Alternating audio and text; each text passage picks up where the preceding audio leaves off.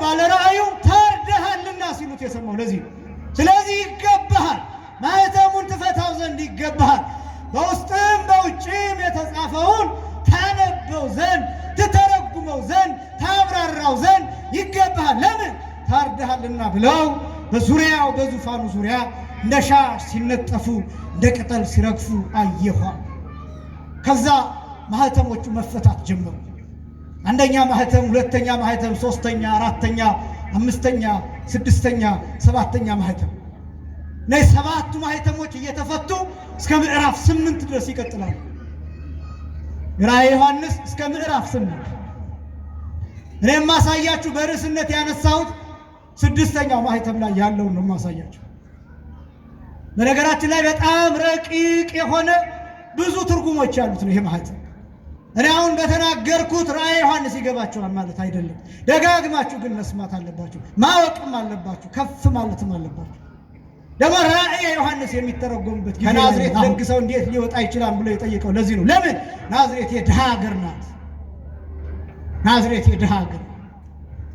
ክርስቶስ በቤተልሔም ተወለደ፣ በድሃ ሀገር አደገ፣ ከድሃ ጋር ኖረ፣ ድሃ ሆኖ ኖረ። ክርስቶስ ድሃ ሆኖ ሞተ።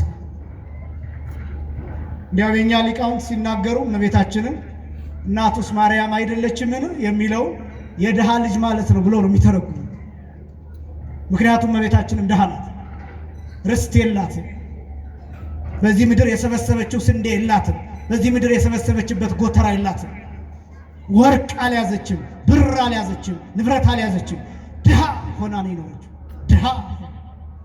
ክርስቶስም እንደዚህ። ለምን የዮሴፍ ልጅ መባልንስ እንደመረጠ ታውቃላችሁ? ለምን በዮሴፍ ቤት ማደግን እንደመረጠ ታውቃላችሁ? ዮሴፍ ድሃ ነው፣ እንጨት ጠራቢ ነው። ዮሴፍ ሞፈር ጠርቦ ቀንበር አለዝቦ ድግር ሽጦ የሚኖር ድሃ ነው ዮሴፍ። ክርስቶስ በባለጸጋ ቤት አድጎ ቢሆን ምን ይባል ነበር? እሱማ ምን ጎሎት ይባል ነበር። የፈለገውን እየበላ የፈለገውን እየጠጣ፣ ስለኛ ግን ድሆች በመንፈስ ድሆች የሆኑ ብፁዓን ናቸው ይላል ይባል ነበር። ያ እንዳይባል ክርስቶስ በድሃ ቤት አደገ፣ በድሃ ቤት ኖረ፣ ድሃ ሆኖ ሞተ። ክርስቶስ ሞት ይቅር ተባለ፣ ገለን ይቅር ተባለ፣ ገርፈን ተራራለን፣ ገርፈን ተራራለን፣ ገርፈን ታዘነልን፣ ወግተን ታዘነልን፣ አቁስለን ሰቅለን አሳደን ደብድበን ቆዳ ገፈን አጥንት ብቻ እስኪታይ ድረስ አድርገን ይህን ሁሉ ድብደባ አድርሰን የሚያደርጉትን አያውቁምና ምን በላቸው ተባልን። ተለመነልን። ጭራሽ እንደኛ ያለ ባለጤና ማን አለ? እንደኛ ያለ እድል ያለው ማን አለ? እንደኛ ያለ የተራራለት ማን አለ? እንደኛ ያለ የታዘነለት ማን አለ? ሰርቀን ይቅር የተባልን፣ በድለን ይቅር የተባልን፣ ገለን ይቅር የተባልን ማን አለ? ወገኖች ይሄ መከራ ይገባችኋል? ይሄ ቁስል ይገባችኋል? ይሄ ግርፋት ይገባችኋል? ይሄ ርኅራኄስ ይገባችኋል? ይሄ ቸርነት ይገባችኋል? ይሄ ውለታ ይገባችኋል? ይሄ እንኳን አይደለም በጉባኤ መሰብሰብ ይቅርና አያንከራትትም ዓለምን አስትቶ።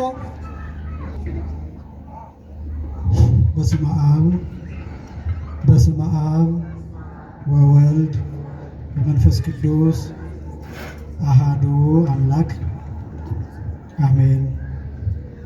ስብሐት ለእግዚአብሔር ኪያነ ዘፈጠረ ከመ ናምልኮ። እንሰግድለት ዘንድ እናመልከው ዘንድ እንገዛለት ዘንድ እናመሰግነው ዘንድ የፈጠረን አምላካችን እግዚአብሔር የባህሪ ምስጋና ለእርሱ ይሁን። ስብሐት ለማርያም እመ አምላክ እግዝእትነ ወመድኃኒትነ።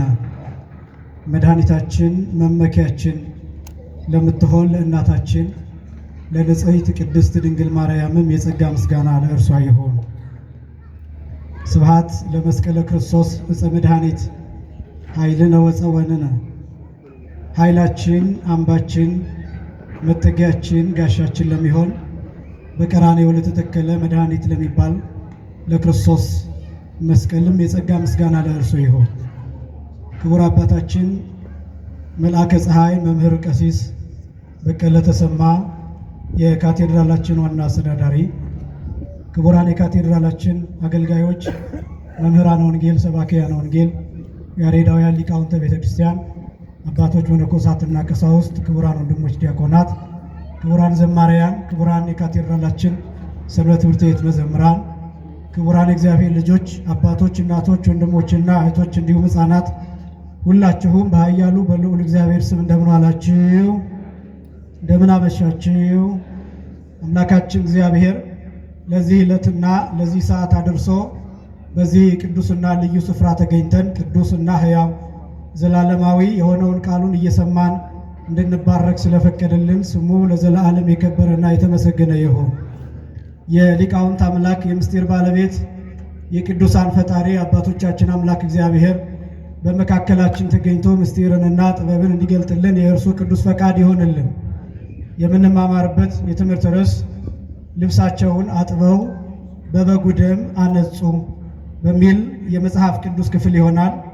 ኃይለ ቃሉ የሚገኘው ራእየ ዮሐንስ ምዕራፍ 7 ቁጥር 14 ላይ የሚገኝ ኃይለ ቃል ነው።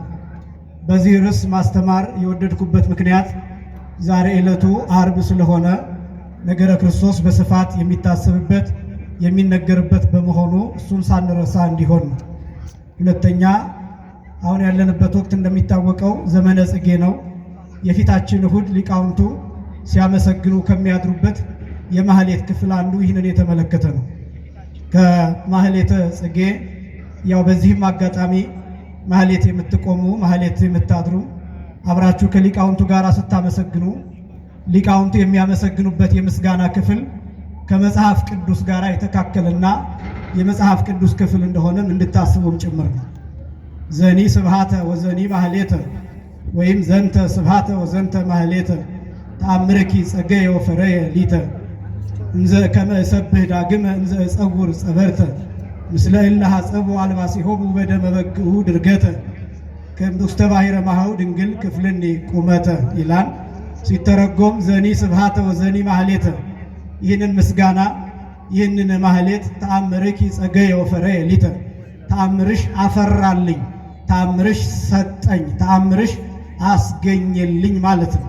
ከመ እሰብህ ዳግመ እንዘ እጸውር ጸበርተ ዳግመኛም ዘንባባ ይዤ አመሰግን ዘንድ ምስለ እለ ሐጸቡ አልባሲሆሙ በደመ በግዑ ድርገተ በአንድነት የልብሳቸውን በበጉ ደም ካጠቡት ጋራ ዘንባባ ይዤ አመሰግን ዘንድ ውስተ ባሕረ ማኀው ድንግል ክፍልኒ ቁመተ ብርሌ ብርጭቆ መስታወት በሚመስል ባህር በመንግሥተ ሰማያት እቆም ዘንድ ድንግል ሆይ እርጅኝ፣ አግዥኝ፣ አድይኝ የሚል ጸሎት ያለው ነው።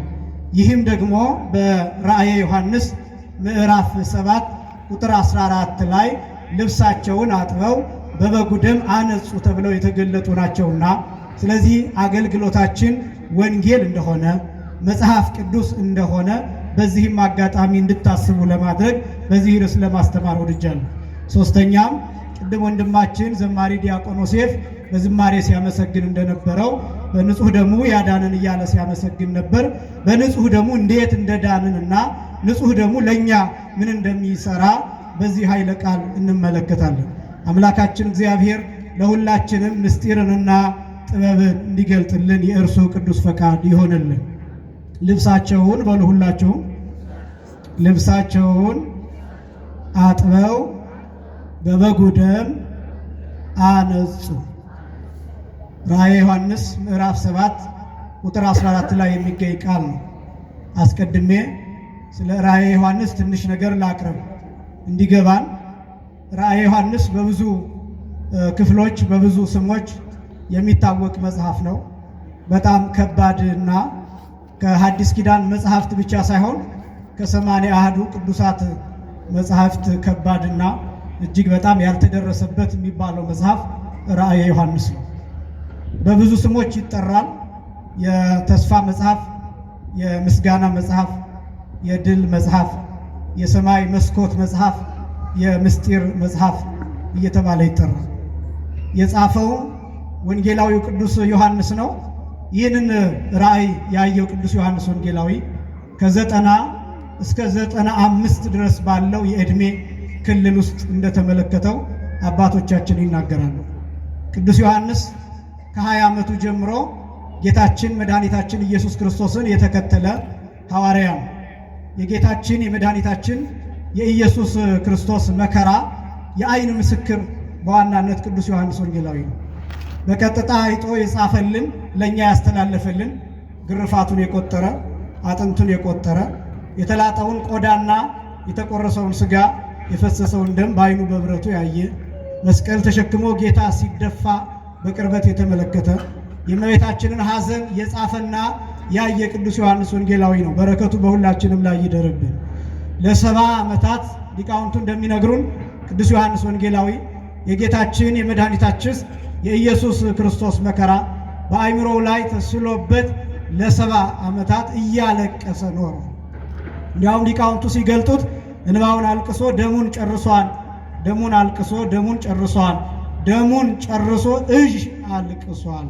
ከሰውነቱ ፈሳሽ የሚባል ነገር አልቆ ቆዳው ከአጥንቱ ጋር ተጣብቆ በዚህ ጊዜ ነበር ራእዩን የተመለከተው። በእርግጥ ይህንን ራእይ ለማየት የሰማዩን ምስጢር የሰማዩን መስኮት የዘላለምን ሕይወት እሱን ለማየትና ለመረዳት በእንደዚህ አይነት አኗኗር መሩን ይጠይቃልና ቅዱስ ዮሐንስ ወንጌላዊ በዚህ መልኩ ኖረ። መዋጀት የምትችል ቤተክርስቲያን ለዚህ ነው አባቶቻችን አስቀድመው ተመልክተው በትንቢት መነጽር የሚያዩልን። ቅዱስ ዮሐንስ ወንጌላዊ ወደ ኋላ ተመለሰ። የኋላውን ዘመን አየው፣ የጨለማውን ዘመን ተመለከተው። ለካ 5500 ዘመን መከራ የነበረው ይሄ መጽሐፍ እንደታተመ ስለነበረ ነው። አቤል ተገደለ፣ ይሄ መጽሐፍ መፈታት አልተቻለም። መልከጼዴቅ መስዋዕት አቀረበ፣ ይሄን መጽሐፍ ግን ሊፈታው አልቻለም። አብርሃም በጽድቅ ተገለጠ፣ በእምነት ጻድቅ ተብሎ ተጠራ። በድንኳን ኖረ አብርሃም፣ እንግዳ ተቀበለ አብርሃም፣ ልጁን ለመስዋዕትነት አቀረበ አብርሃም። ብዙ በጎች ታረዱ፣ ብዙ ፍየሎች ታረዱ፣ ብዙ ኮርማዎች ታረዱ በብሉይ ኪዳን። ይሄን መጽሐፍ ግን ሊፈታው የሚችል አልተገኘም። ይሄን የታተመ መጽሐፍ፣ ይሄን በሰባት ቁልፍ የተዘጋ መጽሐፍ፣ በውስጥም በውጭም የተጻፈበት መጽሐፍ፣ በዙፋኑ ባለው በቀኝ እጁ የተያዘ መጽሐፍ ምን እንደያዘ ምን እንዳለው በውስጡ ምን እንደሚል ማንም ያላነበበው መጽሐፍ፣ ይሄን መጽሐፍ ሊፈታ የቻለ ማንም የለም። ሊቃነ ካህናት ተተካኩ። ከአሮን ቀጥሎ ልጆቹ፣ ከዛ ልጆቹ እያለ በሌዊ ነገድ እየተመራ በግ የማፍሰሱ የማረዱ መስዋዕት ቀጠለ፣ ስርዓት ቀጠለ። ግን ይሄን መጽሐፍ ሊፈታ የቻለ ማንም የለም። ኤልያስ በዮርዳኖስ ተመላለሰ፣ ኤልሳ በዮርዳኖስ ተመላለሰ። ልክ ነው፣ ባህር ከፈሉ። ልክ ነው፣ ሙሴ ወደ ተራራ ወጣ። 7ቱን የእሳት መጋረጃ ተመለከተ፣ 6ቱን ገለጠ፣ 7ኛውን ግን አልነካም። ሙሴ 40 ቀን ከእግዚአብሔር ጋር ቆየ። ግን ሙሴ ይህን መጽሐፍ መፍታት አልቻለም። ወደ ሲና ተራራ ተጠራ ሙሴ። ጫማህን አውልቅ ተባለ። በቁጥቋጦ ውስጥ የሚነደውን እሳትና ነበልባል ተመለከተ። ተራራው ሲቃጠል አየ። ግን ይህን መጽሐፍ መፍታት አልቻለም።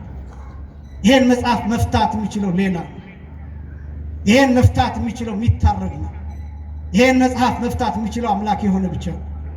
ይሄን መጽሐፍ መፍታት የሚችለው ብቁ የሆነ ነውር፣ በደል፣ ኃጢአት፣ እንከን፣ ጥፋትና መርገም የሌለበት ብቻ ነው ይሄን መጽሐፍ መፍታት የሚችለው። እና ዮሐንስ በብሉይ ኪዳን ወደ ኋላ ዘመን ተመልሶ ስላየው ልክ በሕልማችሁ አይታችሁ ውሃ ሲጠማችሁ ውሃ መጠጣት እንደምትፈልጉ ልክ እንደዚያ ዮሐንስ በሕልሙ በራእዩ ወደ ብሉይ ኪዳን ተመልሶ ማን ነው ይሄን መጽሐፍ የሚፈታው ብሎ አለቀሰ።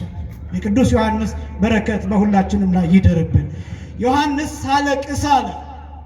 በዙፋኑ መካከል ያለው ከሽማግሌዎቹ አንዱ ዮሐንስ አለኝ ይላል። አይዞህ አታልቅስ አለኝ ይላል። አይዞህ አታልቅስ። መጽሐፉን የሚፈታ ተገኝቷል።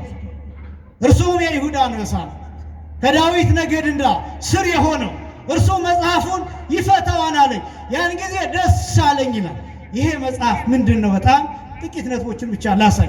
የተከበራችሁ ክርስቲያኖች፣ ይሄ መጽሐፍ ራእየ ዮሐንስ አብዛኛው ክፍል የሚመሰረትበት ነው ብያቸዋል። ከምዕራፍ 5 በኋላ 7 ማኅተሞች፣ እነዚህ 7ቱ ማኅተሞች እያንዳንዳቸው ሲፈቱ ምን እንደሚከናወን ነው ቅዱስ ዮሐንስ በራእዩ የሚጽፍልን። የመጽሐፉ ዋና አንኳር ልብ የሚባለው ይሄ ነው፣ ወይም ሴንትራል የሚባለው ሜሴጅ የራእየ ዮሐንስ ይሄ ነው። መጽሐፉ ነው፣ የታተመ መጽሐፍ። በጣም ደግሞ በሚደንቅ ሁኔታ አንድ ነገር ላሳያችሁ። የሉቃስ ወንጌል ምዕራፍ 4 ቁጥር 16 ላይ ብትመለከቱ ጌታ ያነበበው አንድ የመጽሐፍ ክፍል አለ፣ በሰባት ቁልፎች የተዘጋ፣ በሰባት ማኅተም የተዘጋ። ይሄ የመጽሐፍ ክፍል ትንቢተ ኢሳይያስ ምዕራፍ 61 ላይ ያለ ክፍል ነው። ይሄን ክፍል ይሄን ትንቢተ ኢሳይያስ ምዕራፍ 61 ላይ ያለውን ማንም አንብቦት አያውቅም። ነቢዩ ኢሳይያስ አንድ ጊዜ ብቻ እንደተናገረው ተጠቅሎ የተቀመጠ የትንቢት ክፍል ነው። ይሄ ትንቢተ ኢሳይያስ ምዕራፍ 61 መሲህ ብቻ ሲመጣ የሚያነበው ተብሎ የተዘጋ የመጽሐፍ ክፍል ነው። የተዘጋውም በሰባት ቁልፎች ነው፣ በሰባት ማኅተሞች ነው። የሉቃስ ወንጌል ምዕራፍ 4 ቁጥር 16 ጀምሮ ወሆረ ናዝሬት ሀበ ተሐጽነ፣ ወዳደገበት ወደ ናዝሬት ሄደ ይልና ወተንሥአ ከመ ያንብብ በከመ ያለምድ፣ እንዳስለመደ ሊያነብ ተነሳ። ወወሀብዎ መጽሐፈ ኢሳይያስ፣ የኢሳይያስን መጽሐፍ ሰጡት። ወከሲቶ ረከበ ሀበ ይብል፣ እንዲህ የሚል አንቀጽ አገኘ ሲገልጥ ይላል። የመጀመሪያው በዚያ ጊዜ መጽሐፍ እንዳሁኑ የተጠረዘ አይደለም፣ በጥራት የተጠቀለለ ነው። ተጠቅሎ ነው የሚቀመጠው። ያን መጽሐፍ እንደተጠቀለለ ነው ተላላኪው ለጌታ የሰጠው። ጌታ ይህንን መጽሐፍ ሊያነብ ሲል አንደኛ ተጠምቆ ነበር፣ ሁለተኛ 40 ቀንና 40 ሌሊት በገዳመ ቆሮንቶስ ጾሞ ነበር። ይሄ መጽሐፍ ክፍል ጌታ ስራ የሚጀምርበት የመጽሐፍ ክፍል ነው። የሹመት ደብዳቤውን የሚያነብበት ወሳኝ ቦታ ነው። እንዲያውም የነገረ ክርስቶስ ትምህርት ተርኒንግ ፖይንት የሚባለው እጥፋት የሚባለው አንጓ የሚባለው ቦታ ይሄ ቦታ። በጣም ደግሞ የሚደንቃችሁ ወደ ዝርዝሩ ከመግባቴ በፊት ይህንን መጽሐፍ ጌታ ሲያነብ በምኩራቡ የነበሩት በሙሉ ይላል ወአንስኡ አዕይንቲሆሙ ወነጸርዎ ኩሎሙ እለሃለው ውስተ ምኵራብ ይላል። በምኩራብ ያሉት ሁሉ አይናቸውን አንስተው ጌታን ትኩር ብለው ተመለከቱት ሲያነብ ማለት ነው። ለምን እንደዛ እንዳዩት ታውቃላችሁ? እንዴት ይህንን የመጽሐፍ ክፍል እሱ ሊያነብ ቻለ? ምክንያቱም ይሄ የመጽሐፍ ክፍል መሲህ ሲመጣ ብቻ የሚያነበው የተዘጋ የመጽሐፍ ክፍል ነው። እርሱ ደግሞ ሎቱ ስብሐት እነሱ እንደሚያምኑት መሲህ አይደለም። አይሁዳውያን በሚያምኑት የዮሴፍ ልጅ ነው ብለው ነው የሚያምኑት። የእንጨት ጠራቢ ልጅ ነው ብለው ነው የሚያምኑት። ድሃ ነው ብለው ነው የሚያምኑት። መሲህ ነው ብለው ያምኑት። እንዴት ይህን የመጽሐፍ ክፍል ሊያነብ ቻለ? ሁላቸውም አንስተው የተገረሙበት ጌታ በዚህ ሰዓት ምን እያደረገ ነበር ቢባል ለምን እንደመጣ የሚገልጥበት ጊዜ ነው። ለምን እንደመጣ፣ ምን ሊሰራ እንደመጣ ደግሞ ከነቢዩ ከኢሳይያስ የትንቢት ክፍል ለምን እንደመጣ መልእክቱን ዋና ነገሩን የሚያሳየው ይሄ ትንቢተ ኢሳይያስ ምዕራፍ 61 ጀምሮ ያለው የሚለው እንዲህ ነው። መንፈሰ እግዚአብሔር ዘላዕሌ ዘበእንቲአሁ ቀብአኒ፣ በእኔ ያለ ህልው ሆኖ ያለ የባሕርይ ሕይወቴ መንፈስ ቅዱስ ያዋሃደኝ፣ ለድሆች የምሥራችን እሰብካቸው ዘንድ የላከኝ፣ የተጠቁትን ነፃ አወጣቸው ዘንድ የላከኝ፣ ዕውራን የሆኑትን ብርሃንን እሰጣቸው ዘንድ የላከኝ፣ የተገፉትን ሰዎች ነፃ አወጣቸው ዘንድ የላከኝ፣ ያዘኑትን ሰዎች ደስ አሰኛቸው ዘንድ የላከኝ፣ የቆሰሉትን ሰዎች ከቁስላቸው ፈውሳቸው ዘንድ የላከኝ፣ የታሰሩትን ሰዎች እፈታቸው ዘንድ የላከኝ። እነዚህን ስትቆጥሯቸው 7 ናቸው። 7 ናቸው። ስንት ናቸው አልኳችሁ? 7 ናቸው። በእነዚህ በ7 ቁልፎች የተዘጋ መጽሐፍ ነው። ይሄ በ7 ማኅተም የተዘጋ ይሄ 7 ቁልፍ ያለውን መጽሐፍ መፍታት ማለት እነዚህ 7 የእርግማን አይነቶች፣ እነዚህ 7 የእርግማን አይነቶች 7 ቁልፎች የሰው ልጅ ቆልፈው የያዙት ሽባ ያደረጉት እነዚህ 7 ነገሮች ናቸው። 5500 ዘመን በሙሉ ለምሳሌ ድህነትን ልትወስዱ ትችላላችሁ። ድህነት ማለት የሥጋ ድህነት ማለት አይደለም። የጸጋ ድህነት፣ የልጅነት ድህነት፣ የመንፈሳዊነት ድህነት፣ የተስፋ ድህነት፣ የመመራመር ድህነት፣ የምስጢር ድህነት፣ ያ ነው ድህነት የሚባለው። ድህነት የእንጀራ ድህነት አይደለም። የምግብ ድህነት አይደለም። የገንዘብ ድህነት፣ የቤት የመኪና የቁሳቁስ ድህነት አይደለም። የአእምሮ ድህነት፣ የአስተሳሰብ ድህነት፣ የአመለካከት ድህነት፣ የሰብዕና ድህነት በብሉይ ኪዳን ይሰቃዩ የነበረው ነው። ክርስቶስ ከዚህ ነፃ ሊያወጣ ነው የመጣው። ደግሞም ክርስቶስ እንደመጣ የመጀመሪያው ያደረገው ከድሆች ጋር መሆን ነው።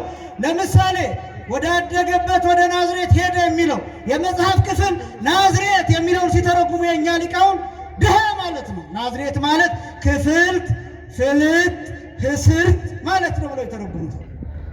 የተለየች፣ የተጎሳቆለች፣ የተዋረደች ከተማ፣ ሶስተኛ የማህበረሰብ መደብ የሚኖርባት ማለት ነው።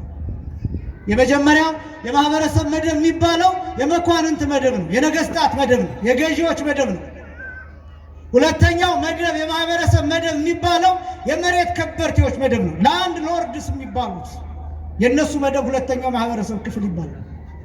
ሶስተኛው የማህበረሰብ ክፍል ፔዛንትስ የሚባሉት ናቸው። ጭሰኞች ማለት ነው፣ አርሶ አደሮች ማለት ነው። አንድ ሶስተኛውን የሚሰጡ ማለት ነው፣ ለሌላው እያረሱ ለሌላው አካል የሚኖሩ ማለት ነው። እጅ ወዳፍ የሆነ ኑሮ የሚኖሩ ናዝሬት ማለት እነዚህ ሶስተኛው ማህበረሰብ መደብ የሚኖርበት ነው። ለዚህ ነው ናትናኤል ቦኑ ይትካል ከመይጻ ብህሲር ናዝሬት። ለዚህ ከድሃ ጋር ነው የኖረው ክርስቶስ እና ድህነት የሚባለው እሱ። እነዚህ ሰባቱን ቁልፎች ፈታቸው። ከዚያስ ጌታ የተናገረውን ነገር ልንገራችሁና ወደ ርዕሴ ልምጣ። ጌታ ይህንን መጽሐፍ ካነበበ በኋላ ወሃቦ መጽሐፈ ለላይኪ መጽሐፉን ለተላላኪው ሰጠው ይላል። ከዛ ሂዶ ተቀመጠ ይላል። ሁሉም አይናቸውን አንስተው ሲመለከቱት ጌታ ትኩረታቸውን ካገኘ በኋላ መናገር ጀመረ። እንዲህ አለ፣ ዮም አለ በጽሐ ቃለ ዝንቱ መጽሐፍ ወተሰልጠ ውስተ እዘኒክሙ አላቸው። እነሆ ዛሬ ማለት ነው። እነሆ ዛሬ የዚህ መጽሐፍ ቃል ደረሰ አላቸው። ያ የተጠቀለለው፣ ያ የታተመው፣ ያ በሰባት ቁልፍ የተዘጋ መጽሐፍ ዛሬ በጆሮአችሁ ተፈጸመ፣ እነሆ አሁን ጆሮአችሁ ውስጥ አለቀ ብሎ ጌታችን መድኃኒታችን ኢየሱስ ክርስቶስ ተናገረ። ወአንከሩ ሞገሰ ቃሉ ወሳይሰአ አፉሁ ይላል።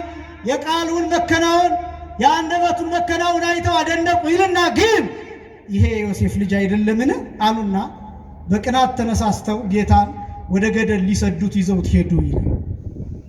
የሉቃስ ወንጌል ምዕራፍ 4 ቁጥር 29 ላይ ተመልከቱት። በሞቴ ቤታችሁ ስትገቡ ይዩትማ። የሉቃስ ወንጌል ምዕራፍ 4 ቁጥር 29 እኔ በጣም እጅግ በጣም ማዝንበት የመጽሐፍ ቅዱስ ክፍል ነው። እና ምንድን ነው ያደረጉት መሰላችሁ? ሀገራቸው ይላል ወንጌሉ ሲናገር ናዝሬት ሀገራቸው ከፍ ያለ ቦታ ላይ የተሰራች ናት፣ ዙሪያዋን ገደል ናት ይላል መጽሐፉ እንደሚነግር። እና ጌታችንን ምን እያረጉ ነው የወሰዱት? ቀስ አድርገው እያዋሩ እያታለሉ ሲዘውት ሂደው ገደሉ አፋፍ ሲደርሱ ገፋ አድርጎ ገደል ለመስራት። አንዳንድ ጊዜ እንዲህ አይነት ትውልድ አለ፣ የሚጠቅመውን ነገር ገደል የሚሰድ፣ የሚጠቅመውን ነገር የማይጠቀም፣ የሚጠቅመውን ነገር ከቆሻሻ ጋር የሚጥል። ልክ እንደዚህ ትውልድ ማለት ነው። እንደዚህ ትውልድ እያለን ስንናገር እናንተን ለማለት አይደለም። ግን በዚህ ትውልድ የሚጠቅሙ ነገሮችን አይታችሁ ከሆነ ይገፋሉ። ሽማግሎች ይገፋሉ፣ አባቶች ይገፋሉ፣ አባትነት ይገፋል፣ ሰውነት ይገፋል፣ መልካምነት ይገፋል፣ በጎነት ይገፋል፣ ደግነት ይገፋል፣ ገደል ይገባል። በጣም ብዙ ነገሮቻችንን ገደል ከተናቸው። በጣም ብዙ ጨዋነታችንን፣ ብዙ ባህላችንን፣ ብዙ መንፈሳዊ እሴታችንን ገደል ከተናል። መፈራራት የሌለበት ምክንያት፣ መከባበር የሌለበት ምክንያት፣ መተማመን የታጣበት ምክንያት ብዙ ነገሮቻችን እንደ ኢትዮጵያዊ ናቸው የሚባሉ ሀገር በቀል የሆኑ የራሳችን የነበሩትን ነገሮች እነሱን ገደል ሰደናቸው፣ ገደል ከተናቸው ከቆሻሻ ጋር ጥቅል እና በዚህ ምክንያት ብዙ ነገሮቻችን መጥፎ እየሆኑ የመጡበት ምክንያት ይሄ ነው። የተከበራችሁ ክርስቲያኖች እናንተን ለመውቀስ አይደለም፣ እናንተን ለማሳቀቅ አይደለም፣ እናንተን ለማስጨነቅ አይደለም። ግን በእርግጠኝነት በዚህ ዘመን ራሱ ክርስቶስ ቢገለጥ እኛ ሰቅለን እንገለዋለን። በእርግጠኝነት መናገር የምችል የፈሪሳዊነትን ጠባይ አሟልተናል። የአይሁዳውያንን ጠባይ አሟልተናል። የእነሱን ታሪክ ይዘናል። የእነሱን ስነ ልቡና ይዘናል። ለዚህ ነው በጣም ጥሩ ነገሮች ተመልካች የላቸው፣ በጣም መጥፎ ነገሮች ብዙ ተመልካች አላቸው። ዘፋኝ ይከበራል፣ ዘማሪ አይከበርም። ለሀገር ውለታ የሰራው ሰው ቀርቦ አይደመጥም። ፖድካስት ላይ እሱ አይደመጥም። ፖድካስት ላይ የሚደመጠው የሆነ ኢንተርቪው ላይ የሆነ ንግግር ላይ የሚደመጠው ሰውየው በሾርት ከት እንዴት ሀብታም እንደሆነ ነው። እሱ ነው ትኩረት የሚስብ። ለሀገር ዋጋ የከፈለ አጥንት የከሰከሰ ደም ያፈሰሰ በውትድርና ሜዳ በጦር ሜዳ ጀግንነት የሰራ ጀብድ የሰራ እሱ አይሰማም፣ እሱ አይደመጥም። ሀገር ያቀና ሀገር ያቆየ እሱ አይደመጥም፣ እሱ አይረዳም። በጣም ብዙ ነገሮቻችንን የምናጣው ለዚህ ነው። ገደል የሰደድን ትልልቅ ሰዎችን በአጠገባችን ያሉ የሚሰሩ መልካም ነገሮችን ለነሱ እውቅና ባለመስጠት ጆሮ ዳባ ልበስ ብለን በማለፍ የሰዎችን ሞራል በመስበር እንዳይሰሩ አድርገን በቀላሉ የሚሰሩትን ሰዎች እነሱን እያነገስን ነገስታቱን እየሻረን የምንኖር በጣም ምስኪኖች ነው። አይሁዳውያን እንደዚህ ሆነው ከክርስቶስ ጋር ተላለፉ። የመጀመሪያው ትልልፍ የሚባለው ይሄ ነው። በነገራችን የመጀመሪያው ትልልፍ የመጨረሻው ትልልፍ መስቀል ላይ የሆነ ነው። የመጨረሻው ትልልፍ መስቀል ላይ ማለት ክርስቶስን አይሁዳውያን ሰቅለውት መሸብን ብለው ጀርባቸውን ለጌታ ሰጥተው ያለፈችውን ሰንበታቸውን ለማክበር ወደ የቤታቸው ሄዱ። ያን ጊዜ ከክርስቶስ ጋር ለመጨረሻ ጊዜ ተላለፉ። ለመጨረሻ ጊዜ ጀርባቸውን የሰጡት ጊዜ፣ በጨለማ ውስጥ ሆነው ሰንበታቸውን ለማክበር የሄዱ ጊዜ፣ ብርሃን ክርስቶስን መስቀል ላይ አንጠልጥለውት የሄዱ ጊዜ፣ ሁለተኛውን ፀሐይ ክርስቶስን ትተው ያለፈችውን ሰንበታቸውን ለማክበር እየተሯሯጡ የሄዱበት ጊዜ፣ ያ ጊዜ የመጨረሻው መተላለፉ ነው ተመዘገበ። ብዙ ጊዜ በድንጋይ ሊመቱት በመካከላቸው አልፏል ክርስቶስ እና ይህን ደብዳቤ ፈታው። የመጀመሪያው የታተመው መጽሐፍ የሚባለው ይሄ አንዱ ክፍል። ሁለተኛ ከዚያ ቀጥሎ በዙሪያው የነበሩት በዙፋኑ ዙሪያ የነበሩት እልፍ አእላፍ መላእክት በሙሉ በዙፋኑ ፊት ሁላቸው ለጥ ብለው ይሰግዳሉ። ሲሰግዱ ግን ዝም ብለው አይደለም የሰገዱት፣ አንድ ነገር እየተናገሩ ነው የሰገዱት።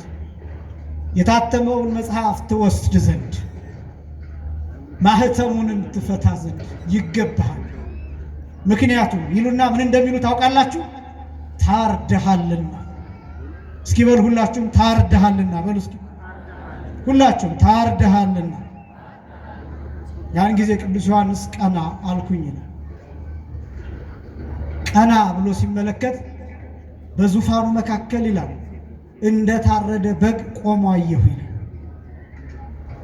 እኔ ማብራራት የሚከብደኝ ይሄን ክፍል እንደ ታረደ በግ ቆሞ አየሁ። የታረደ በግ ቆሞ አየሁ ወይም እንደ ታረደ በግ ቆሞ አየሁ ከታረደ በኋላ ተነስቶ ማለትም አይደለም። ቆሟል በጉ። የቆመው ግን የሚታየው እንደ ታረደ ሆኖ አካሉ ተለያይቶ ደሙ እየፈሰሰ ይሄ አንገቱ ላይ ያረፈው ቢላ ያረፈበት ጉድጓድ ሆኖ ደም እያዘራ ግን ቆሞ ነው የሚታየው። እንዲህ ብላችሁ ልትጠይቁ ትችላላችሁ። የታረደ በግ እንዴት ሊቆም ይችላል? የታረደ በግ እንዴት ሊቆም ይችላል? ይህንን ተመልከቱት። እንደ ታረደ በግ ቆሞ አየሁት ማለት የገለጠው ክርስቶስን ነው። በዚህ መጽሐፍ ብቻ በራእየ ዮሐንስ ብቻ በግ የሚለውን ቅዱስ ዮሐንስ ወንጌላዊ 29 ጊዜ ተጠቅሞታል። 29 ጊዜ በግ የሚለው በሌላው በ28ቱ ስፍራ በእንደዚህ አይነት አገላለጽ አይደለም የተጠቀመው። እዚህኛው ላይ እንደ ታረደ በግ ብሎ ነው የሚገልጠው።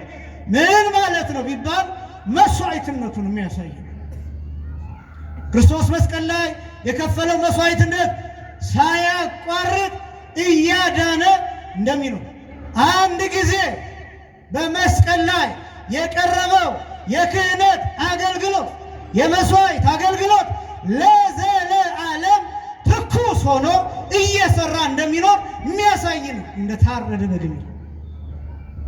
የታረደ በግ ቁሞ ብታዩት ደሙን ያዘራል፣ ደሙ ይንጠባጠባል፣ ደሙ አይቋረጥም፣ ቆዳው ተገፏል፣ ቢላ ያረፈበት ጉድጓድ ይታያል። የጌታ ቁስሉ እንደዛ ነው።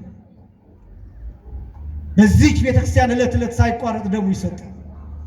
ሳይቋረጥ በየቀኑ ይቀደሳል።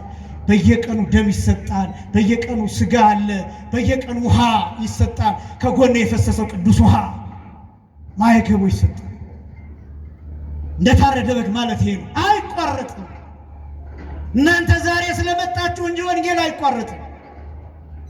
ነገ ትመጣላችሁ፣ ይሰበካል። ከነገ ወዲያስ ትልቅ ጉባኤ ስለሆነ ይሰበካል። ከዛ በኋላ አይቋረጥም። ብትመጡም ባትመጡም ብትኖሩም ባትኖሩ አንድ ሰው ቢኖር ወንጌል ይሰበካል። ያ ምን ማለት እንደሆነ ታውቃላችሁ? ያ የታረደው በግ በዙፋኑ የቆመው ደሙ እየተንጠባጠበ አካሉ ተከፋፍሎ የሚታየው በግ አንድ ጊዜ በቀራንዮ የከፈለው ዋጋ ለዘላለም ሳይቋረጥ ዋጋ እያሰጠ ስለሚኖር ነው። ክብርና ምስጋና ለአምላካችን ይሁን። አመስግኑት እግዚአብሔር። እንደ ታረደ በግ ቆሟል። ይሄን የታተመውን መጽሐፍ ለመክፈት መታረድ ይፈልጋል። መታረድ ይፈልጋል ማለት ዋጋ መክፈል ይፈልጋል። መሞትን ይፈልጋል። ደምን ማፍሰስ ይፈልጋል። ደም ማፍሰስማ እነ አቤልስ ደማቸውን አፍሰው አልነበረምን? ኢሳይያስ በመጋዝ ተተርትረው በኩላብ ተሰቅለው ተገለው የለምን? ዘካርያስ በመቅደሱ መካከል በመሰዊያው አንገታቸውን ተቀልተው ሞተው የለምን? ብዙ ነቢያት በዚህ መልኩ አልፈው የለምን? ለምንና የነሱ ደም የማህተሙን የደም መጽሐፉን ማህተም ለምን አልፈታም ቢባል አምላክ አይደሉም። እነዚህ ሁሉ አሁን የጠራናቸው አምላክ አይደሉም፣ ፈጣሪ አይደሉም። ይሄን የታተመውን መጽሐፍ ለመክፈት ሶስት ነገሮችን ይፈልጋል። አንደኛ አምላክነትን ይፈልጋል። ሁለተኛ ሰውነትን ይፈልጋል። ሶስተኛ ጻድቅነትን ይፈልጋል። አንደኛ አምላክነትን ይፈልጋል፣ ይሄን የተዘጋውን መጽሐፍ ለመክፈት። ሁለተኛ ሰውነትን ይፈልጋል።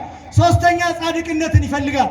እነዚህ ሶስቱን አሟልቶ የተገኘ እንደታረደ በግ ቆሞ የታየው ጌታ መሲህ እግዚአብሔር ወልድ ኢየሱስ ክርስቶስ ብቻ ነው። ክብርና ምስጋና ለአምላካችን ይሁን። አመስግኑት እግዚአብሔር። ቅዱስ ዮሐንስ አፈወርቅ እንዲህ ብሎ ይገልጣል። ለሊሁ ሰዋኢ ይላል፣ ወለሊሁ ተሰዋኢ ይላል፣ ወለሊሁ ተወካፌ መስዋዕት ምስለ አብሁ ወመንፈስ ቅዱስ ይላል። ለሊሁ ሰዋኢ ማለት መስዋዕት ያቀረበ ራሱ ነው ይላል። ወለሊሁ ተሰዋኢ ማለት መስዋዕት ሆኖ የተሰዋ የተቃጠለ ራሱ ነው ይላል። ወለሊሁ ተወካፌ መስዋዕት ምስለ አብሁ ወመንፈስ ቅዱስ ማለት ከባህሪ አባቱ ከአብ ከባህሪ ሕይወቱ ከመንፈስ ቅዱስ ጋር ሆኖ ራሱ ያቀረበውን መስዋዕት ያሸተተ የተቀበለ እርሱ ብቻ ነው። ይህን ቅዱስ ጊዮርጊስ ማድረግ አይችልም። ምክንያቱም ቅዱስ ጊዮርጊስ አምላክ አይደለም። ይህን እመቤታችን ማድረግ አትችልም። ማለትን ማለት ነው። በመስቀል ላይ ተሰቅላ ዓለምን ማዳን አትችልም። ለምን?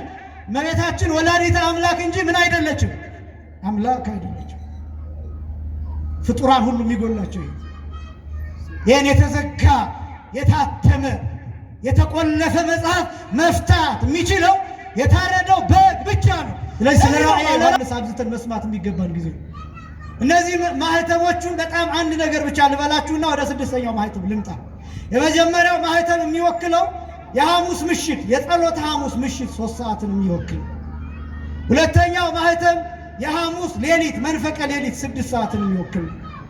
ሶስተኛው ማህተም የሐሙስ ሌሊት 9 ሰዓትን የሚወክል ነው። አራተኛው ማህተም የዓርብን ጠዋት ነጉን የሚወክል ነው። አምስተኛው ማህተም የዓርብን 3 ሰዓት የሚወክል ነው። ስድስተኛው ማህተም የዓርብን 6 ሰዓት ቀን 6 ሰዓትን የሚወክል ነው።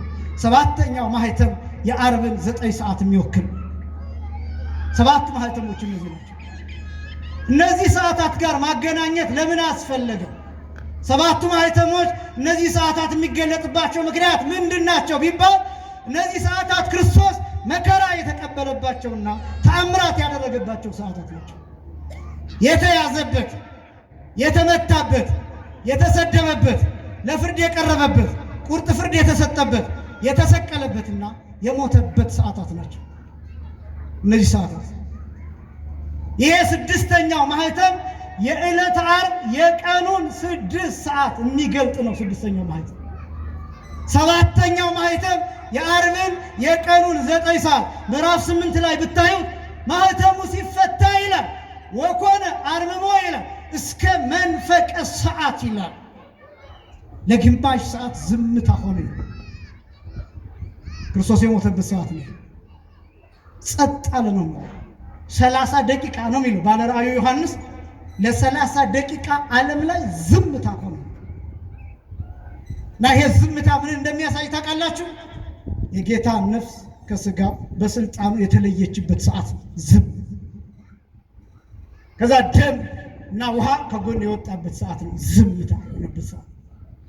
ከዛ ያ ሰዓት እኔና እናንተ እንደገና የተሰራንበት እንደገና የተፈጠርንበት የተወለድንበት ሰዓት ነበር። ያ ሰዓት ዝም፣ በመለኮቱ ንቁህ በስጋው ደግሞ ምጉት የሆነበት ሰዓት ነው። ያ ሰዓት የዝምታ ሰዓት እና የዓርብ 9 ሰዓት ነው የመጨረሻው ማህተም። ይሄኛው ደግሞ ራእየ ዮሐንስ ምዕራፍ 6 ከቁጥር 10 ጀምሮ ስትመለከቱ 6ኛው ማህተም ሲፈታ ይላል ፀሐይ እንደ ጥቁር ማቅ ጥቁር ሆነ፣ ጨረቃ ደም ሆነ፣ ከዋክብት ረገፉ። 6ኛው ማህተም ሲፈታ ይሄ ማለት ክርስቶስ የተሰቀለበት ሰዓት ስንት ሰዓት? 6 ሰዓት። ፀሐይ ምን ያለችበት ሰዓት? የጨለመችበት፣ ጨረቃ ደም የሆነችበት፣ ከዋክብት የረገፉበት። ወንጌል ምን ይላል?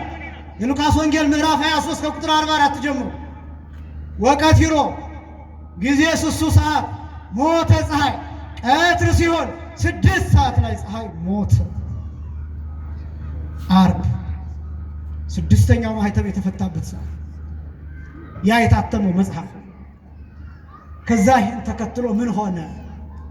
ምን ተከናወነ? 6ኛው ማህተም ላይ ራእየ ዮሐንስ ምዕራፍ 7 ከቁጥር 10 ጀምሮ ስትመለከቱ እንዲህ የሚል ቃል እናገኛለን።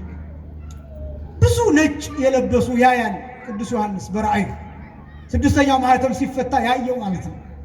እና ብዙ ነጭ የለበሱ ከወገን ከነገድ ከሕዝብ ከአሕዛብ ከብሔር ከቋንቋ የተዋጁ ዘንባባ የያዙ በበጉ ፊት ማዳን ነው እያሉ የሚያመሰግኑ በጣም ብዙ ቁጥራቸው የማይታወቁ ነጭ የለበሱ ሰዎችን ቅዱስ ዮሐንስ በራእዩ ይመለከታል። 6ኛው ማህተም ሲፈታ ፀሐይ ከጨለመ በኋላ፣ ጨረቃ ደም ከሆነ በኋላ፣ ከዋክብት ከረገፉ በኋላ እነዚህን ክስተቶች ከተመለከተ በኋላ በሰማይ ይህን ያያል ዮሐንስ እና ቅዱስ ዮሐንስ ከሽማግሎቹ አንዱ ዮሐንስ ብሎ ጠርቶ እነዚህን ሰዎች ታያቸዋለሁ ያለኝ። አሁን ጌታዬ አያቸዋለሁ አልኩት። እነዚህ ከወዴት የመጡ ይመስልሃል አለኝ ይላል ዮሐንስ። ጌታዬ አንተ ታውቃለህ እንጂ እኔ ምን አውቃለሁ አልኩት። ከዛ 2 ነገሮችን ነገረኝናል። ስንት ነገሮችን? ሁለት። የመጀመሪያው እነዚህ ከታላቁ መከራ የመጡ ናቸው። ከየትኛው መከራ? ከታላቁ መከራ የመጡ ናቸው። አሁን የታላቁ መከራ የሚለው በጣም ብዙ ትርጉም አለ። የሰማዕታትን መከራ፣ የቤተክርስቲያንን መከራ፣ አሁን ያለንበትን መከራ ጭምር ያሳያል። ግን ታላቁ መከራ የሚባለው በዋናነት የጌታ መከራ ነው። የጌታ መስቀል ነው። የጌታ ስቅለት ነው። የጌታ ሞት ነው። ትልቅ መከራ የሚባለው አስቀድሜ እንደገለጥኩት ፀሐይ የጨለመችበት፣ ጨረቃ ደም የሆነችበት፣ ከዋክብት የረገፉበት፣ 6666 ጊዜ የተገረፈበት የስቅለት እንደነገርኳችሁ የምታስታውሱ ከሆነ 19125 የመከራ አይነት የተቀበለበት 19125 ብር አይደለም የነገርኳችሁ፣ ገንዘብ አይደለም፣ ደሞዝ አይደለም የነገርኳችሁ። የመከራ ቁጥር 19125። እያንዳንዱ መከራ ለየብቻ ተቆጥሮ፣ ቡጢው የብቻ ተቆጥሮ፣ ግርፋቱ የብቻ ተቆጥሮ፣ ጥፊው የብቻ ተቆጥሮ፣ መስቀል ተሸክሞ የወደቀበት የብቻው ተቆጥሮ፣ መሬት ለመሬት የተጎተተበት የብቻው ተቆጥሮ፣ እኛ ያልሰማነው እኛ ያላየነው መጽሐፍት ላይ ያልተጻፉ እነዚህን ደግሞ ስትቆጥሯቸው እጅግ ብዙ ነው። ለእኛ አይምሮ እንዲመጥን ተብሎ ለእኛ ጆሮ እንዲበቃ ተብሎ ግን እኛን ከእንቅልፍ እንዲቀሰቅሰን ተብሎ የተጻፈው ግን 19125 ነው ይላል ድርሳነ ናሕው። ያ ነው ታላቅ መከራ የሚባለው። አምላክ የተሰቃየበት፣ ንጹሕ የተሰቃየበት፣ ጻድቅ የተገደለበት፣ መሬት ለመሬት የተጎተተበት፣ ፍርድ የተዛባበት ዓለም አምላኳን የጠላችበት፣ አምላክ ፈጣሪዋን ያሳደደችበት ዓለም ያ ክፋት የሰው ልጅ የጭካኔ ጥግ የታየበት፣ የሰው ልጅ የጥፋት ጥግ የታየበት፣ ፍጥረታት ያዘኑበት፣ መላእክት ወርደው መስቀሉ ስር ጽዋ ደቅነው ደም የተቀበሉበት፣ እንደ ሻሽ የተነጠፉበት፣ እንደ ቅጠል የረገፉበት፣ ሚካኤል ዝም አለ፣ ገብርኤል ተደነቀ ተብሎ በቅዱስ ያሬድ የተገለጠበት፣ ነቢያት ወደዚህ መጥተው መስቀሉ ስር የተደፉበት ያ ነው ታላቁ መከራ የሚባለው። ያ ከሐና ወደ ቀያፋ፣ ከቀያፋ ወደ ሐና የተመላለሰበት፣ ወደ ሄሮድስና ወደ ጲላጦስ የተመላለሰበት፣ የሄሮድስ ጭፍሮች የዘበቱበት፣ የነ ጢባርዮስ ቄሳር ወታደሮች የነ ጲላጦስ ወታደሮች ያሾፉበት፣ አምላክ መሳቂያ መሳለቂያ የሆነበት፣ ምራቅ የተተፋበት፣ የረከሰ የአይሁድን ምራቅ የተቀበለበት ያ ነው ታላቁ መከራ የሚባለው። ፍጹም እንከን ነው ሳይኖርበት እንደ ጥፋተኛ እንደ ወንጀል በሁለት ወንበዴዎች መካከል የተሰቀለበት 40 ዓመት ሙሉ ነፍስ እያጠፉ ደም እያፈሰሱ የኖሩ ወንበዴዎች በቀኝና በግራ ሆነው ክርስቶስ የወንበዴዎች አለቃ ተብሎ ከአመፀኞችና ከሽፍቶች ጋር የተቆጠረበት የዓለም ትልቁ ኃጢአት፣ የዓለም ትልቁ ኃጢአት፣ የዚህ ዓለም ትልቁ ወንጀል፣ ተወዳዳሪ የማይገኝለት ወንጀል። እኔን ብትሰቅሉኝ ብትገርፉኝ ጥቂት ጥፋት ይኖርብኛል፣ ጥቂት ነገር ይኖርብኛል። ምናልባት በተከሰስኩበት ንጹህ እንኳን ቢሆን ሌላ ኃጢአት ግን አለብኝ። ምናልባት ሰዎችን ሁሉ እየዞርን ብናይ እግዚአብሔር የሚያውቀው ጥቂት ኃጢአት ይኖራቸው ይሆናል። ክርስቶስ ግን ፍጹም የባህሪ አምላክ ሆኖ ሳለ ዓለም የሰራችው ትልቅ ወንጀል፣ ሁሉንም አይነት ምት፣ ሁሉንም አይነት ስድብ፣ ሁሉንም አይነት ድብደባ፣ ሁሉንም አይነት ማሰቃየት አድርጋ ዓለም የመጨረሻውን ወንጀል የሰራችው በክርስቶስ ላይ። ግን ደግሞ እንደዚህ ስላችሁ እንዳትፈሩ፣ ይቅር የተባለ ወንጀል ነው። አይገርማችሁ? ይቅር የተባለ ወንጀል ነው። የሚያደርጉትን አያውቁምና ምን በላቸው? እስኪ አመስግኑት እግዚአብሔር። ክብርና ምስጋና ለስሙ። ግን ይቅር የተባለ ወንጀል ቅዱስ ጳውሎስ ምንድን ነው የሚለው? ለጢሞቴዎስ በጻፈለት መልእክት ወሶበ እንዘ ጸሩ ንሕነ ነው የሚለው። ወሶበ እንዘ እኩያን ንሕነ ተሳሃለነ በሞተ ወልዱ ይላል። ክፉዎች ስንሆን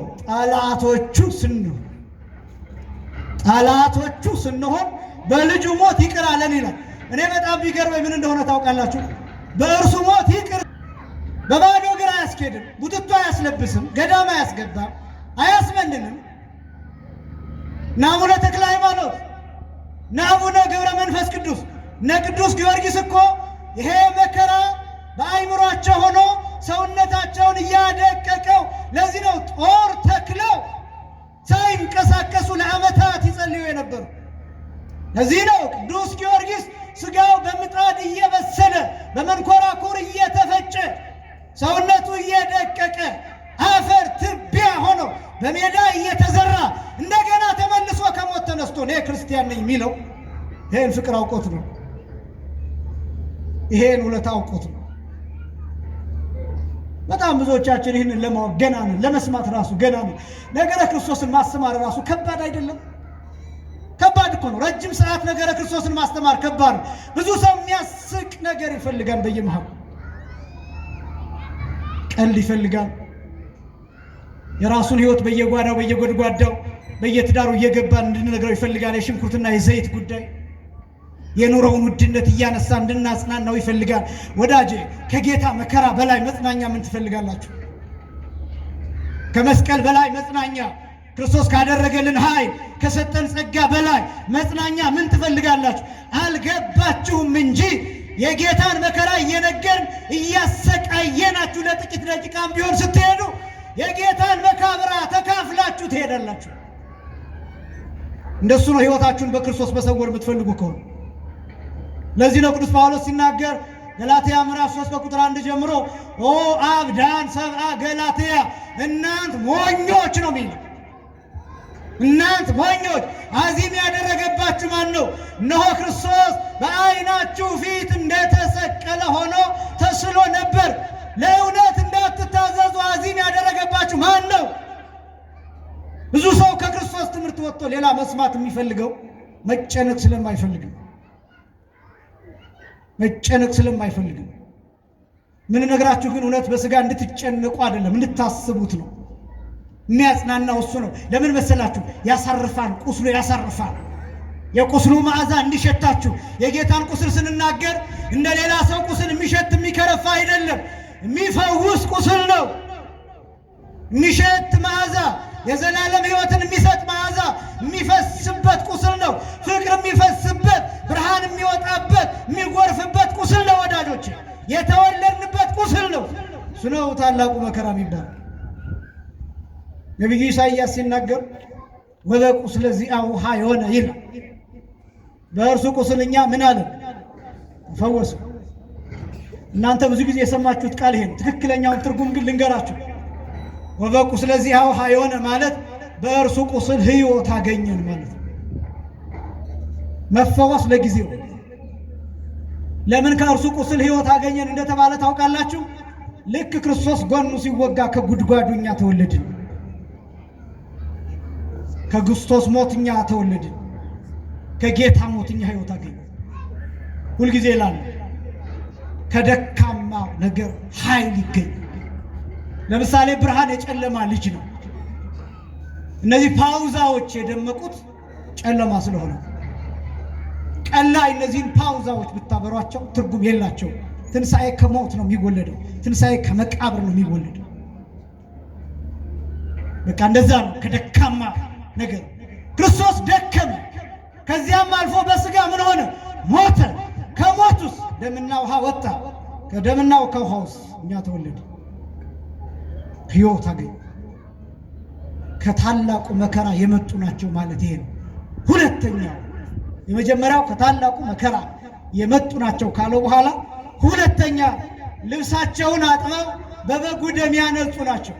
እስኪ በሉ ልብሳቸውን በሉ አጥበው በበጉ ደም ያነጹ ናቸው።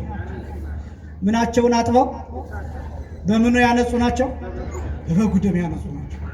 የመጀመሪያው ማጠብ ይቀድማል፣ ከዛ ቀጥሎ ማንጻት ይቀድማል። ልብሳቸው በበጉ ደም አይደለም የታጠበው፣ የነጻው ነው ልብሳቸው። በደንብ ለይታችሁ ስሙ። የመጀመሪያው ማጠብ ነው። ከዛ ቀጥሎ ደግሞ በበጉ ደም ማንጻት፣ ነጭ ማድረግ ነው። እነዚህ ልብሳቸውን አጥበው በበጉ ደም ነጭ ያደረጉት እነማን ናቸው ሲባል የመጀመሪያው ከሐዋርያት ጀምሮ ያሉ በክርስቶስ ደም የተዋጁ በሰማዕትነት ያለፉ በዓለመ ነፍስ ያሉ ነጭ ልብስ የተሰጣቸው እነዚያ ናቸው። የመጀመሪያ ልብሳቸውን አጥበው በበጉ ደም ያነጹ የተባሉት እነሱ ናቸው። እና የበጉ ደም እንዴት ነጭ ሊያደርግ ይችላል? አሁን ደም ይህንን ነጭ ካባ ቢነካው ይቆሽሻል እንጂ ነጭ አያደርገው፣ ነጭነቱን ያጠፋው። ቀይ ቀለም ውስጥ ብነክረው፣ ደም ውስጥ ብነክረው ይሄ ካባ ቀይ ይሆናል እንጂ ነጭ አይሆንም። እንዲያውም ነጭነቱን ያጠፋል። የበጉ ደም ግን ያነጻል። ለምን እንደሚያነጻ ታውቃላችሁ? የበጉ ደም ደሙ የአምላክ ደም ስለሆነ መለኮት የተዋሃደው ደም ስለሆነ የፍጡር ደም ስላልሆነ የፍጡር ብቻ በር እንዳይዘጋ እንዳይረፍድብን አላውቃችሁም እንዳንባል ከጌታ ፊት እንዳንመለስ ከበረከት እንዳንለይ ልብሳችንን በበጉ ደም እንጠብ፣ ስጋውን እንብላ፣ ደሙን እንጠጣ፣ እንቁረብ፣ ራሳችንን እናዘጋጅ። ይሄ ነው በዚህ ሳምንት በማህሌተ ጽጌው የሚባለው በሰማይ ዘንባባ ይዘው ከሚያመሰግኑ ነጭ ከሚለብሱት ጋራ አብረን እንድንሆን ድንግል ሆይ በሰማይ መቆምን አድኝ፣ አግዥኝ፣ እርጅኝ እያል የምንማጸነው ምልጃዋን ለዛ ነውና አምላካችን እግዚአብሔር በበጉ ደም ልብሳችንን ነጭ አድርገን ተዘጋጅተን እንድንኖር እርሱ ይርዳል። የቅዱስ ዮሐንስ ወንጌላዊ በረከትና ልብሳቸውን በበጉ ደም አጥበው ነጭ ያደረጉ የቅዱሳን አባቶቻችን የሰማዕታት በረከት ከሁላችን ጋር ይሁን። ያስተማረን የአባቶቻችን አምላክ እግዚአብሔር የተመሰገነ ይሁን። ወስብሐት ለእግዚአብሔር።